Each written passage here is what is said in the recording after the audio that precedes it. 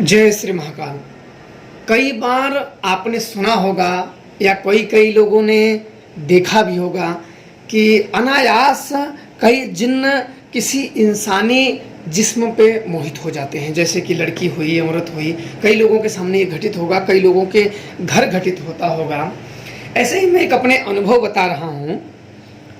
वो लड़की पढ़ाई करती थी। जब मेरे पास उनका केस आया तो इसके पहले वो लड़की कई जगह जा चुकी थी।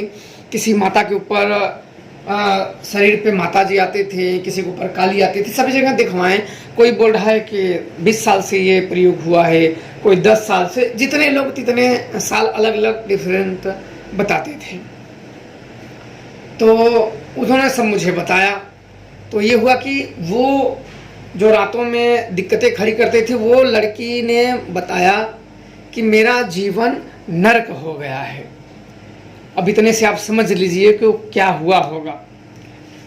तो 10-15 मिनट मेरी बात हुई, मैंने सारी कहानी सुनी, क्या क्या दिक्कत थी, क्या क्या नहीं। मैंने कुछ वहाँ प्रतिक्रिया नहीं दी, मैंने सारी कहानियों को पहले सुना शुरू से अंत तक कि क्या कहानियाँ घटी थी, क्या हुआ था। क्योंकि जब तक किसी भी कहानी को पूरी तरीके से सुनो ना, तब तक उस पर एक्शन लेना और सही गलत का फैसला करना मुश्किल होता है। कभी कभी हम जल्दबाजी में वो कर बैठते हैं जो हमें नहीं करना होता है और बाद में हमें बड़ा पछताना पड़ता है। तो इसलिए मैंने सारी चीज़ सुने। तो उससे मैं बात करने के बाद तब तक एक जन का और फोन आ गया। तो उनका मैंने जब सुना तो वो थे, उनकी कोई प्रेमिका थी और शादी करने का सब कंप्लीट हो गया था। उनके घर उनके किसी ने कुछ बोल दिया, उनका भी खराब हो गया। तो एक जन का ऐसे केस आ गया कि एक जन तो लड़की जाने से परेशान थे, एक जन तो जिन्न से परेशान थे। तो मैं सोचने लगा कि जब साले यही जिन्न ही लोग लड़कियों को लेके बैठ जा रहे हैं, बताइए तो लड़के बेचारे क्या करेंगे। अब जिन्न जिसको पकड़ लें छोड़ ही नहीं रहे हैं। मेरे को थोड़ा सा हंसी आई। वो जो मैंने सोचा मैं आप लोगों को बता रहा हूँ कि ये जिन्न एक एक लड़की को ऐसे पकड़ पकड़ के बैठे रहेंगे तो बेचारे लड़कों का क्या होगा। ये तो ऐसे ही बेचारे गम में ही मर जाएंगे। खैर, हंसी मजाक से हम आगे बढ़ते हैं। फिर मैंने पता लगाने की ठानी। मैंने लड़की से कहा कि आप पूजा दे सकती हैं। बोले हाँ, जो लगेगा मैं दे दूंगी। मैंने बोला अगर देना है तभी हम जांच करेंगे, अन्यथा हम नहीं करेंगे। जो बात है क्लियर है। अभी अब जाना हो तो जा दो, फ्री का जो है मैं कुछ उपाय बता दूंगा, आपको करना है, ठीक हो गया था, आपकी मर्जी। बोले नहीं नहीं। तब मुझे शाम के समय में नाम फोटो मंगाया। आने के बाद मैंने सुजान को बुलाया, उसका भोग दिया और अपने उद्देश्य मैंने उसे बताया कि मुझे क्या जानकारी चाहिए। अब लड़की के पास गया। लड़की के पास जाने के बाद मुझे जो उसने बताया, लगभग 20 मिनट के बाद मुझे वो जानकारियाँ दिया। उसने मुझे आने के बाद बताया कि यह लड़की परीक्षा देने के लिए जा रही थी और उस समय इसके जो माहवारी के समय चल रहे थे वो चले थे और इसने से खुले में अपने कपड़े को फेंक दिया था और उसके गंध से एक जिन्न इसके पीछे लग गया है। इस बात का आप लोग बिल्कुल ध्यान रखिए कि कहीं भी आते जाते समय पे ऐसी चीज़ें बिल्कुल ना करें जो आप लोगों को भविष्य में मुसीबत उत्पन्न करें। और उस लड़की ने वही किया था। जब ये जानकारी को ही उसने बताया 20 जनवरी सन 2020 को ये क्रिया उसने किया था। मैंने बोला अच्छा, और ये कहाँ से है, किसी ने लगाया तो नहीं है। बोला किसी ने इसे लगाया नहीं है, इसको ये स्वयं पकड़ा हुआ है। अपने कुछ सहायक जिन्नों को भेजा। जब उसने कपड़ा पाया तो उसकी गंध से वो रह नहीं पाया और उसने अपने और जिन्नों को, भूतों को जो उसके नीचे काम करते थे, जैसे एक ऐसा होता है ना कि जो लोग मरते हैं तो अपना वो गुलाम बनाते हैं उनकी आत्माओं को, तो उन लोगों को इसका पता लगाने के भेजा और पता लगा कि उसको बताया। फिर उसके साथ ये लग गया और ये लगा रहा। मैंने सन 2023 में एक केस देखा। सन 2023 में जब मुझे देखा तो 3 साल में उसने अपनी जो रो रो के बताई। अब यहाँ तो मैं थोड़ा सा ऐसे अनुभव बता रहा हूँ। उसने अपने रो के, तो मैं भी बड़ा दुखी हो गया कि कोई किससे परेशान है, कोई किससे परेशान है, जिसके साथ ये बीतती होगी उसके साथ क्या। और दूसरी उसने बताई कि पड़ोसियों ने करवाया है, ताकि बिल्कुल जैसे कोई पढ़ने में तेज होता है, ताकि वो काम में बिल्कुल एकदम सत्यानाश हो जाए उसका। पड़ोसियों ने भी करा दिया। तब मैंने पूछा इसका उपाय। उपाय पूछा तो कुछ इसका उपाय ठीक ठीक मुझे मिला नहीं कि जिससे मैं कुछ हथकंडे अपने हाथ में लगे। तो मुझे लगा कि अब हमें उस जिन्न को पकड़ के ही बुलाना चाहिए, उसी से हम कुछ उपाय जान सकते हैं। और मैंने सुजान को जब भेजा उसका पता करने के लिए, तो उसने मुझे बताया कि एक पीपल का वृक्ष है, पीपल का वृक्ष है और उसी वृक्ष पे ये रहता है।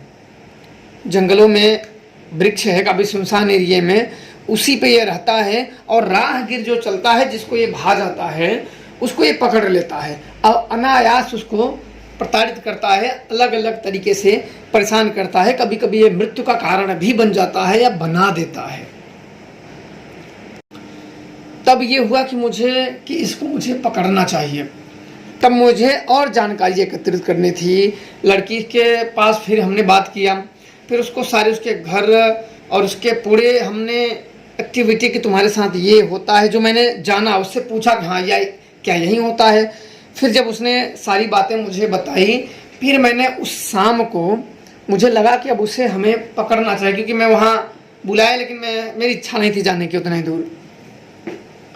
तो और लड़की जात थी, बोले कि मेरा जीवन बर्बाद हो गया है, अब मरने के सिवा मेरे पास कोई मार्ग नहीं है, अब इस ज़िंदगी से, इस शरीर से मुझे मुक्ति ही मिल जाए तो ठीक है, इतना दुख नहीं सहा जाता है। तो मेरे अंदर ये हुआ कि चलो अपने इंसान हैं, व्यक्ति इतना दुख अगर कहता है तो जरूर अपने पास अपने हाथ में जो है वो तो हम कर ही सकते हैं, कम से कम अपने हाथ में जितना है उतना तो करो। तो उस लड़की से हम सब बात ही कर रहे थे, तब तक उसकी लड़की की अचानक आवाज़ बंद हो गई आना। तो मुझे लगा कि क्या हुआ, नेटवर्क प्रॉब्लम तो नहीं हुआ, कुछ इधर उधर तो नहीं हुआ। बाद में मुझे यह ज्ञात होगा कि इसके ऊपर उसकी सवारी आ गई हो, जिन्न इसके ऊपर चढ़ गया था, ऊपर चढ़ गया था। फिर मैंने बोला हेलो हेलो, तो थोड़ा सा गुर्राने जैसी आवाज़ आई, मर्दाना आवाज़ आई, हाँ बोल। तो आवाज़ में उससे डिफरेंस तो मुझे मालूम हो गया कि ये वही है या उसके कोई सेवक हैं, चेले चप्पड़ होंगे। तो मैंने बोला कौन है तुम? तो उसने अपने बारे में बताया, मैं इसका प्रेमी हूँ। मैंने कहा कि तेरा और इससे क्या प्रेम? अब मुझे एक डर भी था कि कहीं ये फ़ोन फेंक ना दे, फ़ोन फेंक दे, पास होते तो कुछ काम बनता, कहीं ये फ़ोन फेंक ना दे, नहीं तो बात हमारे उसके ऊपर तो जिन्न चढ़ा हुआ है, बात हमारी वहीं रुक जाएगी। और उसकी माताजी जो बोले, उनकी माताजी बगल में बैठी थी, उनको बोले कि इनको वैसे मोबाइल आता नहीं है। तो पहले मैंने 2-3 शब्द से पूछे, तब उसने कहा कि मैं इसे छोड़ के जाने वाला नहीं हूँ, तुझे जो करना है कर ले। मुझे थोड़ा सा अजीब लगा, मैं बोला क्यों नहीं जाएगा, फिर लोग तेरी, मैं थोड़ा सा उसकी तारीफ़ करने लगा। मैंने बोला कि तेरी पूजा लोग करते हैं, बता देवताओं वाले काम करेगा, ये भी एक तरीका होता है, पर कभी कभी काम आ जाता है, कभी कभी कि उसकी अगर कोई व्यक्ति किसी की तारीफ़ कर देता है भूतों की, तो वो तुरंत बातों में आ जाते हैं, ताकि उसे हटाने का मार्ग तू बहुत अच्छा है। मैंने यही तरकीब अपनाया था। मैंने कहा कि तू बहुत अच्छा है, बता प्रतापी देवता है, तू अच्छे काम करेगा, लोग पूजा करेंगे। बता आदमी शक्तियों की पूजा करते हैं अपना भला करने के लिए, अपना कल्याण करने के लिए। अगर उल्टा तू परेशान लोगों को करेगा तो तेरी पूजा कोई करेगा? तुझे इतना बढ़िया स्थान दे देंगे, तुझे अच्छी जगह पे कर देंगे ताकि लोग तेरी पूजा करें, तेरा हवन करें, तेरा मंत्र जप करें, तेरा कुछ भी करें। बोला कि मुझे ये सब नहीं चाहिए। मतलब मैं इतनी बात बोलूँ, वो 2 बात बोले, तो मुझे थोड़ा सा अजीब भी लगता था। काफ़ी मशक्क़त 1 घंटे करने के बाद उसने कहा कि ठीक है मैं चला जाऊँगा। तो कुछ मुझसे उसने मांगा, मैंने यहाँ से दिया, फ़ोन चालू ही था, फिर लिया, अच्छा चला गया। अगले दिन फिर हाजिर हो गया, मैसेज आया कि नहीं वो नहीं गया है। तो मेरे को थोड़ा सा गुस्सा आया। कई बार आपने देखा होगा, जो आप लोग कई लोगों के पास गए होंगे, जानकारों के पास या दिखाने के पास जिनके पास गए होंगे, वो देखते हैं, वो भूत भी बोल देता है कि हम चला जाएंगे, पर वो नहीं जाता है। अगले दिन फिर हाजिर हो जाता है, फिर कसम खा, जो आपको करना हो, चाहे कसम जल जो करना हो, आप सब करा लेंगे, वापस से फिर आ जाएगा वो। तो ये क्या होते हैं, ऐसे कारण कब होते हैं? जब उस जिन्न के साथ कोई बड़ी और शक्तियाँ इन्वॉल्व जब होती हैं। कई में जैसे किसी के देवी देवता बिगड़ जाते हैं तो वो भी इन्वॉल्व होते हैं, पर वो नाम बदल देते हैं। ध्यान रखा जाता है कि जो शक्ति वो बता रही है, बिना जाने समझे, ऐसा नहीं कि वो समर्पित ना हो जाओ, अन्यथा कभी कभी भूत भी देवताओं के नाम लेके पुजवा लेते हैं और इसका खामियाजा बाद में अपनी जिंदगी दे के ही चुकानी पड़ती है। मुसीबत जब आ जाएगी तो ये अपने अवसरों को तलाश करते रहते हैं। जब इनका अवसर आएगा वो आएगा ही आएगा, ऐसा मत समझना कि नहीं आएगा।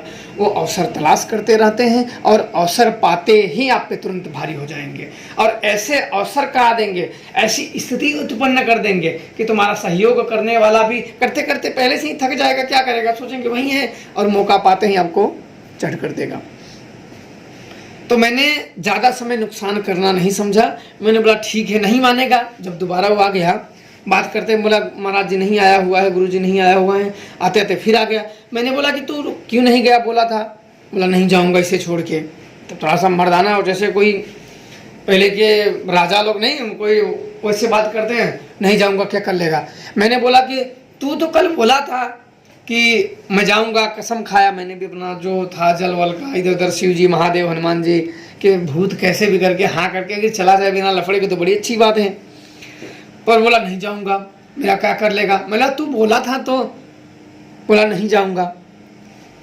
तब मैंने बोला कि ठीक है तू सोच ले एक बार, तुझे शमशान में बंधन करके रखूंगा और तू फिर जिंदगी में कभी छूट नहीं पाएगा। बोला जो करना है मेरा कर ले।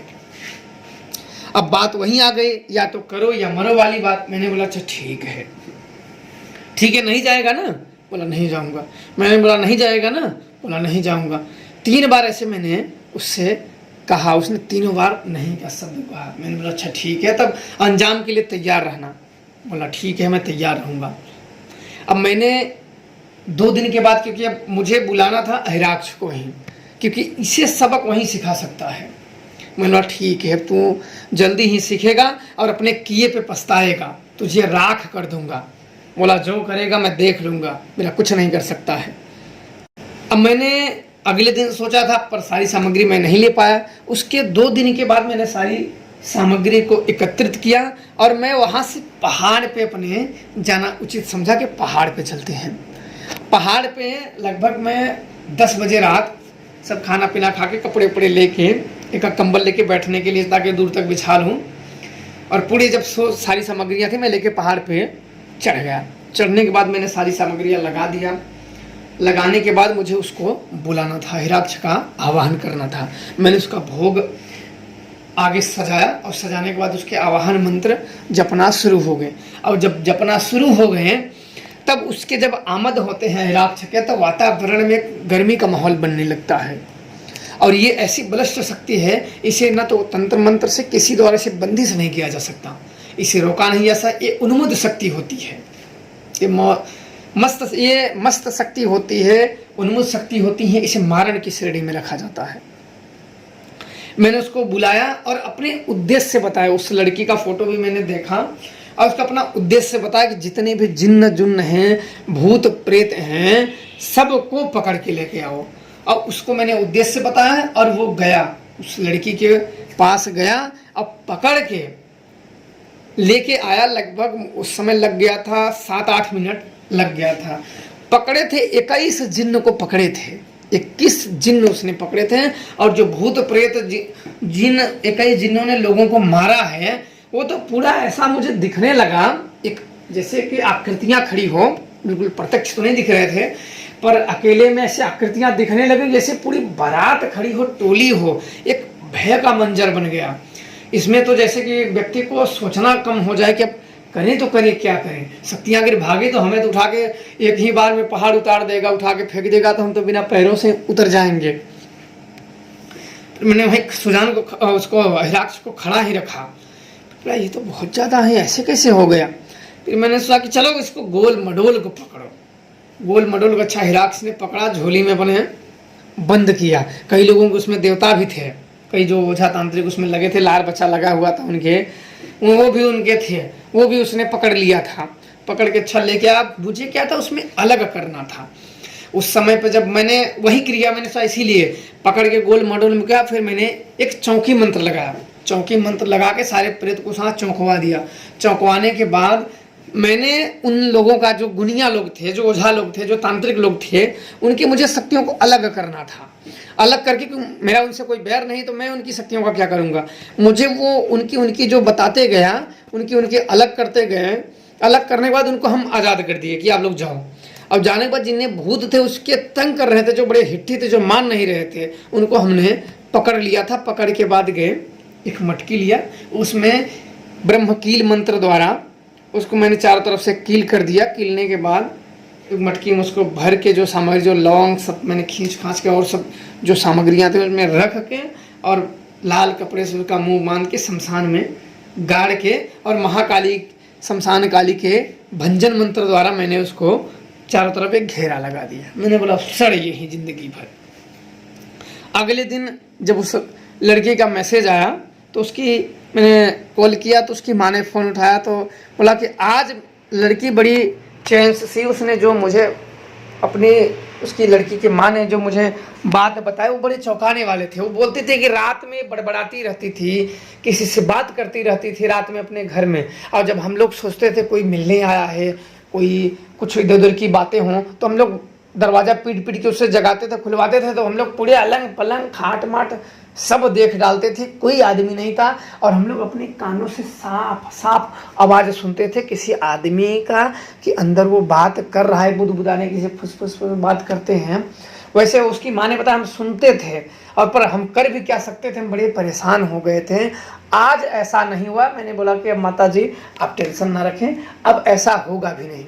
ऐसे बीतते गए दिन, हफ्ते, महीने बीतते गए, फिर ऐसा नहीं हुआ। आज तक भी ऐसा नहीं हुआ है, आगे भी कभी ऐसा नहीं होगा। जो जहाँ था वहाँ गया। तो कई जिन्न ऐसे हो जाते हैं, पीछे लग जाते हैं तो बहुत ही मुश्किल हो जाती हैं। गुनिया लोग अपनी क्रिया करते हैं लेकिन वो जाता ही नहीं है। इसलिए ऐसी चीज़ों के लिए बड़े ही सावधान होते हैं। कभी कभी तो ये मार देते हैं, अपने लोग ही लेके जाते हैं। तो आप लोग प्रसन्न रहें, माता काली का आशीर्वाद बना रहे। जय श्री महाकाल।